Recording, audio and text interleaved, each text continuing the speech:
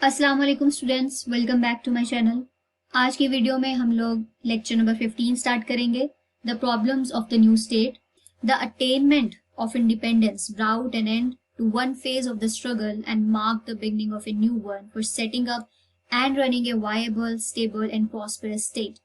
Pakistan began its independent life under very difficult and unfavorable circumstances. Pakistan faced serious problems in the initial stages. तो मुल्क मुल्क बनने से पहले हम लोगों ने बहुत सारी मुश्किलात देखी, लेकिन वो सिर्फ एक फेज था हमारी स्ट्रगल का, क्योंकि दूसरा फेज शुरू हुआ आफ्टर इंडिपेंडेंस। और हमें एक ऐसा मुल्क जो स्टेबल हो, जो प्रॉस्पेरस कंट्री बने, ये मुल्क बनाने में हमें बहुत मेहनत लगी। और जो मेन मुश्किलात हमारे मुल्क ने देखी वो मेन यहाँ आपके सामने लिखी हुई हैं, और हम वन बाय वन इन पांचों को डिस्कस करेंगे।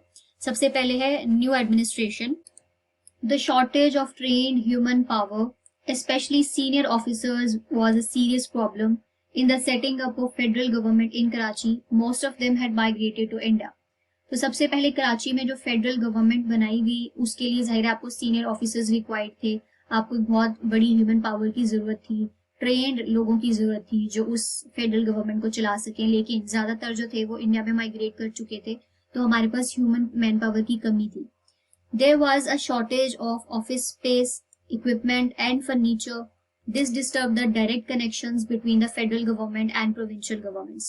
यानी ना हमारे पास स्पेस है, ऑफिस स्पेस है जहाँ पर ये गवर्नमेंट्स काम करेंगी, और ना ही हमारे पास सिस्टम्स हैं, प्रॉपर इक्विपमेंट्स हैं, कंप्यूटर्स कुछ भी नहीं है जिससे हम लोग ऑपरेट कर सकें और मुल्क को चला सकें। हमारे पास फर्नीचर्स नहीं है, हमारे पास मैन पावर नहीं है, तो ये सारी चीज़ों की कमी थी। The provincial governments were overburdened that needed very accurate connection between the center and the provinces to solve the problems of the Muslim refugees who had nothing to eat, drink, wear, rest, etc. जो हमारे पास मुस्लिम refugees थे जो बचकर आए थे, जाहिर है जब मुल्क जो है वो बना, बहुत सारे लोगों ने इधर से उधर हिजरत की, कुछ हिस्से कुछ पाकिस्तान के हिस्से में है, कुछ इंडिया में रहे।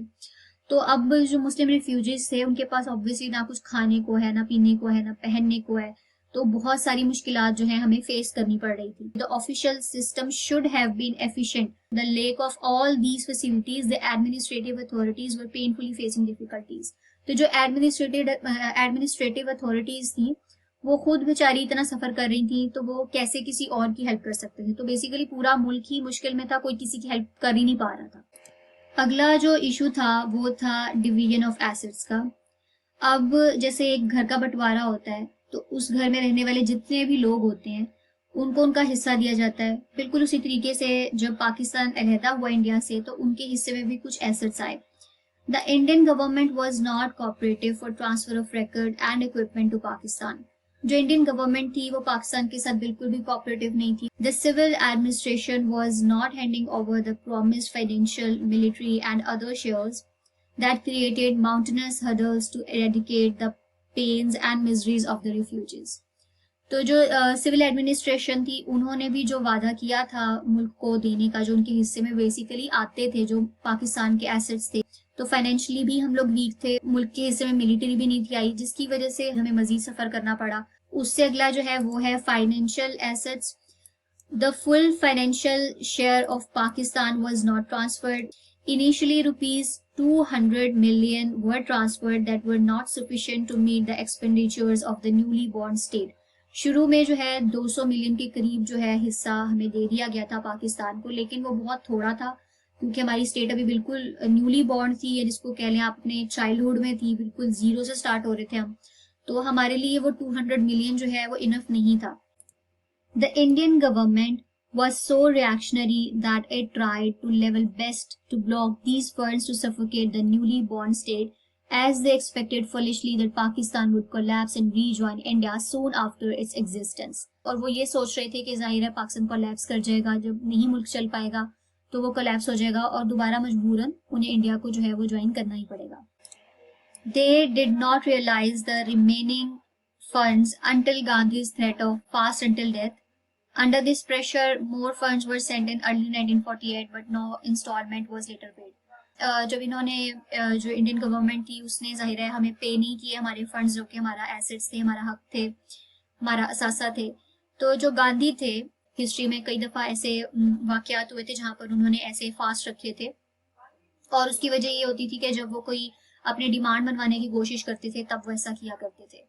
मान व्रत, व्रत पता नहीं क्या, ये इन्होंने गलत लिखा हुआ है, या तो मौन व्रत होता है, व्रत भी नहीं होता, व्रत होता है, और वो मौन व्रत है, वो डिफरेंट होता है मेरे ख्याल से। तो उपवास होता है, या तो फास्ट को कहते हैं हिंदी में, और दूसरा व्रत होता है।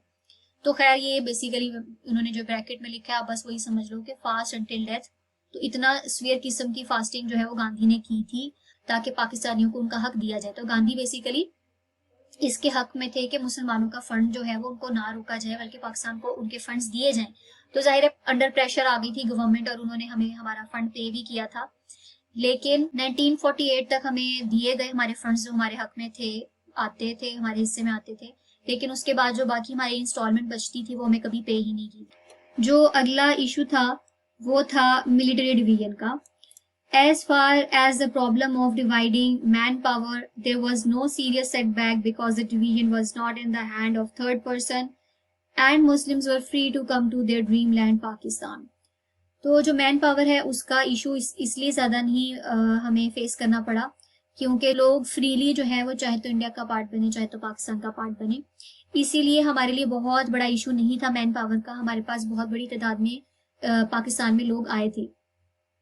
Anyhow, their shifting was slow and insecure, और जाहिर है जो इंडिया से पाकिस्तान लोग शिफ्ट हुए वो प्रोसेस काफ़ी ज़्यादा स्लो था और उसमें सिक्योरिटी वगैरह भी कोई नहीं थी लोगों के लिए। There were obstacles in the Pakistan's share of weapons, equipment and stores. The broken and damaged stuff was sent by India. India की तरफ से जो सामान भेजा गया पाकिस्तान में वो बहुत ही डैमेज और टूटा फूटा सामान था। पाकिस्तान के हिस्से में कोई ऑर्डिनेंस फैक्ट्री भी नहीं आई थी। इसके अलावा reorganisation of the armed forces was another tough job and there was no army officer up to the rank of colonel. The shortage of experienced officers convinced British officers to continue their services. This also accelerated undue promotion in the military services to fill the gap. और हमारे पास वही same चीज़ के armed forces नहीं थी, हमारे पास military power नहीं थी, जिसकी वजह से अंग्रेज़ों को दोबारा एक बहाना मिल गया हमारे मुल्क में घुसने का, क्योंकि ब्रिटिश ऑफिसर्स जो थे, जो अंग्रेज थे, वो हमें वो पावर, वो मिलिट्री पावर, वो आर्म फोर्सेस जो है वो सप्लाई कर रहे थे। तो बेसिकली उन्होंने हमें प्रोवाइड की थी protection. Integration of princely states. There were over 560 princely states in India on the verge of the partition of India. About 500 states had joined India. अब उन 560 में से 500 states जो हैं उन्होंने इंडिया को ज्वाइन किया अगस्त 15 से पहले because of the motivation by VP Menon and Mountbatten. VP Menon और माउंटबेटन जो कि इंडिया का वाइसराय था, आखिरी वाइसराय था, उनके कहने पर ये सब कुछ हुआ कि 560 में से 500 स्टेट्स जो है वो इंडिया के हिस्से में आई। The princes were inclined to honor every gesture of the British representative, so they conceded what the member of the royal family Mountbatten wished: the Hindu-British conspiracy blocked states to join Pakistan. तो जाहिर है जो princely states थी वो असल में तो हिंदुओं की नहीं थी, उस पर हिंदुओं का तो कोई कंट्रोल था नहीं, अंग्रेज कंट्रोल कर रहे थे। तो उन्होंने मैनिपुलेट वगैरह करके जो है हिंदू ब्रिटिश कॉन्स्पिरेसी हुई, उसकी वजह से बहुत सारी स्टेट्स जो हैं वो पाकिस्तान का हिस्सा नहीं बन पाई। उन प्रिंसली स्टेट्स में से जो कुछ स्टेट्स थी वो हैं जूनागढ़, हैदराबाद और कश्मीर।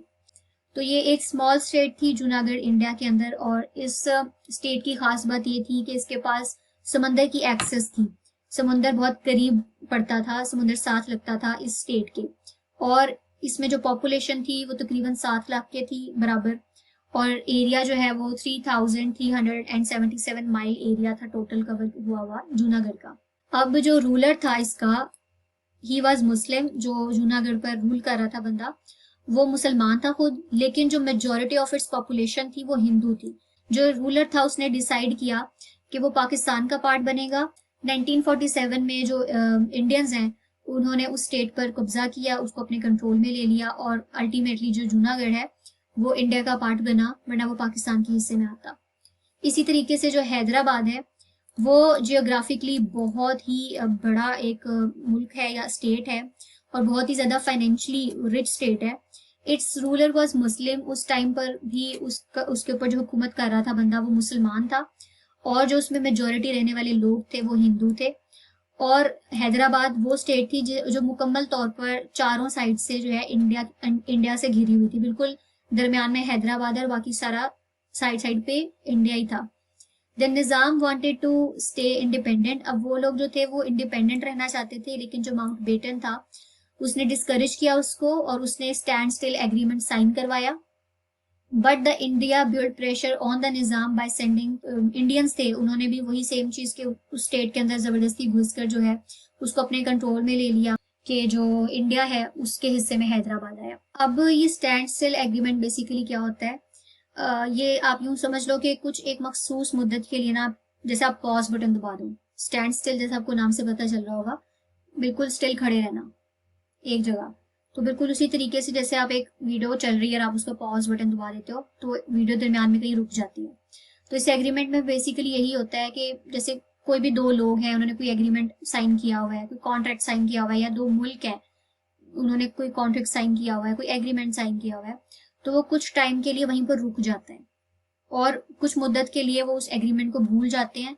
तो ये जो एग्रीमेंट था वो माउंट बेटन ने साइन करवाया था और वो इसलिए करवाया था कि ये जो भी मसला आ रहा है हैदराबाद को लेकर कि वो इंडिपेंडेंट रहना चाहता है या वो इंडिया में रहेगा या वो पाकिस्तान में रहेगा, ये मामला यहाँ पर कुछ देर के लिए रुक जाए। लेकिन इसके बावजूद जो इंडिया है वो जबरदस्ती जाहिर है घुस गया हैदराबाद में और वहां पर उन्होंने अपना कंट्रोल जो है उसको अपने कब्जे में लिया और फिर इंडिया का पार्ट बना हैदराबाद। अगला जो है वो था कश्मीर, जो सबसे इम्पोर्टेंट स्टेट है और ये नेचुरली कनेक्टेड थी पाकिस्तान के साथ। अब जैसे ऊपर जो हमने पढ़े हैं स्टेट्स के बारे में, हैदराबाद और जूनागढ़, ये डायरेक्टली पाकिस्तान से कनेक्टेड नहीं थे, इनके आसपास सारा का सारा इलाका जो है वो इंडिया का था। लेकिन कश्मीर डायरेक्टली अटैच था पाकिस्तान के साथ। अब कश्मीर के केस में जो इतनी भी पॉपुलेशन थी वहां की, वो तमाम की तमाम मुसलमान थी, लेकिन उसके ऊपर जो रूलर था, जो हुकूमत कर रहा था, वो हिंदू था। जो पॉपुलेशन थी जाहिर है वो पाकिस्तान का हिस्सा बनना चाहती थी, लेकिन जो हिंदू था वो इंडिया को ज्वाइन करना चाहता था। जाहिर है जो कश्मीरी लोग थे उन्होंने अपने ही रूलर के खिलाफ रिवोल्ट किया, उसके खिलाफ एहतजाज हुए। The ruler sought Indian support. जो रूलर था कश्मीर का उसने जाहिर है इंडियन गवर्नमेंट से सपोर्ट जो है उसकी डिमांड की कि वो उसको सपोर्ट करें। India demanded excision. जाहिर है जो इंडिया था उसने डिमांड की कि उसको एक्सेस चाहिए कश्मीर की।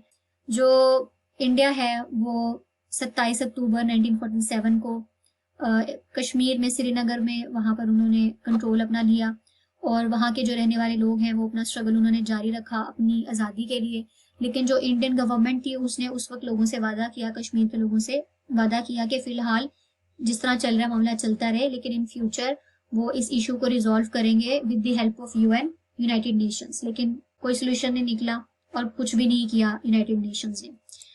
उसके बाद आ जाता है कम्युनल रायोट्स एंड रिफ्यूजीज। अब communal riots basically communities basically दो तरह की आपस में जो है ना लड़ना शुरू हो जाती है, उसको हम कहते हैं कम्युनल रायोट्स। कोई भी किसी भी तरह की कम्युनिटी हो सकती है जो आपस में अगर लड़ना शुरू हो जाए, जैसे दो इस केस में दो रिलीजियस कम्युनिटीज थी, हिंदू और मुसलमान, उन्होंने आपस में जो है लड़ना शुरू कर दिया था। इन अगस्त 1946 ये बहुत ही बड़े लेवल पर ये रायोट्स जो है वो शुरू हुए थे। अब इंडिया के अंदर मुसलमानों का बहुत ज्यादा कत्लेआम हो रहा था, जिसकी वजह से मुसलमानों को जो है वो इंडिया छोड़ना पड़ा था। जब इंडिया से लोग पाकिस्तान जाहिर है शिफ्ट हो रहे थे, माइग्रेट करके जा रहे थे, तो बहुत सारे सिखों ने और हिंदुओं ने जो है उन कारवान पर, वो उन ट्रेन्स पर जहाँ पर लोग ट्रेवल करके जा रहे थे, शिफ्टिंग हो रही थी जिन ट्रेन्स के थ्रू, उन पर हमला किया और बहुत बड़े बड़े गैंग्स के तरह जो है लोगों ने, हिंदुओं ने और सिखों ने मुसलमानों पर हमला कर दिया था। अब अगर मैं हिंदुओं या सिखों की बात कर रही हूँ, इट डजेंट मीन कि मैं पूरी की पूरी कम्युनिटी को कुछ कह रही हूँ या मैं कह रही हूँ कि सब हिंदू ऐसे होते हैं, सब सिख ऐसे होते हैं। सिर्फ हिस्ट्री की यहाँ डिस्कशन हो रही है कि हिस्ट्री में क्या हुआ था। The refugee problem created critical condition in the border areas. The massive migration prove serious economic and humanitarian problems for the new state. The military was asked to help cope with the refuge problem. जाहिर है लोगों के लिए रहने सहने का मसला हो रहा था और जो इतनी बड़े लेवल पे माइग्रेशन हुई लोगों को करनी पड़ी, उसकी वजह से बहुत ही ज्यादा इकोनॉमिकली हम बहुत ज्यादा वीक पड़ गए थे और ह्यूमैनिटी तो बिल्कुल ही, मैं कहती हूँ बहुत ही बुरे हालात थे उस टाइम के।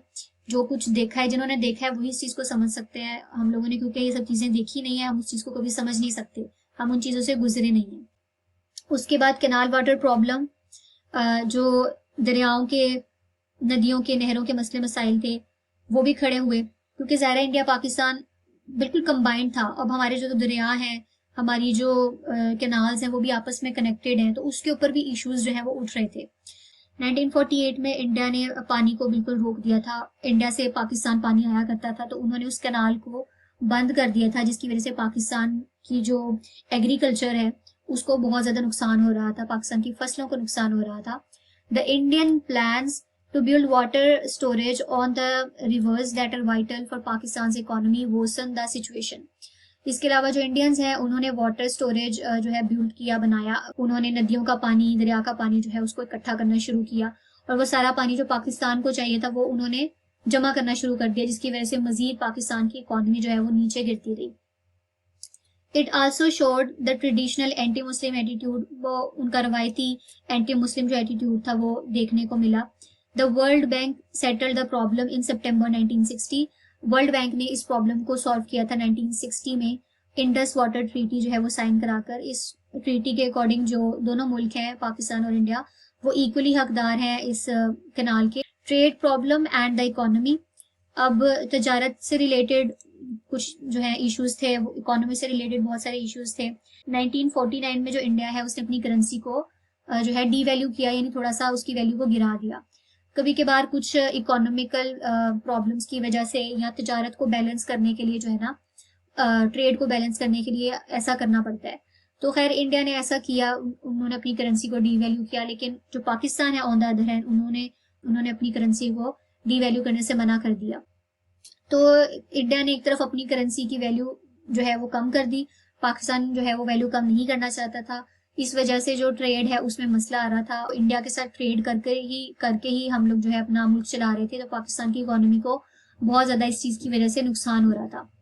तो अब पाकिस्तान की जो बेस ही थी वो बहुत ही पुअर इकोनॉमी के साथ शुरू हुई, बहुत ही पुअर इंडस्ट्रियल बेस थी।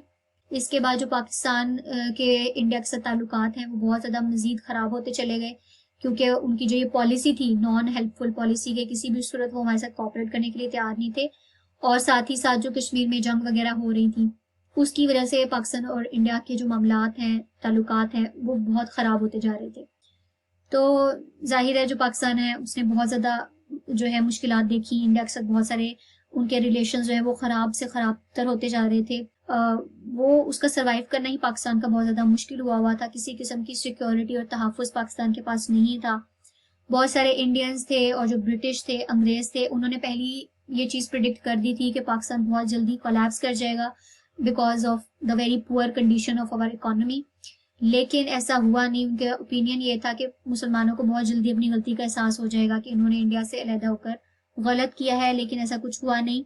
जैसे भी सर्कमस्टांसिस थे, जो भी हालात थे, पाकिस्तान उनसे गुजरा। तो ये था हमारा आज का लेक्चर। आई होप इससे आपको हेल्प मिली होगी। इंशाल्लाह हम लोग नेक्स्ट वीडियो में मिलेंगे लेक्चर नंबर 16 के साथ। तब तक के लिए अल्लाह हाफिज, अपना ख्याल रखिएगा।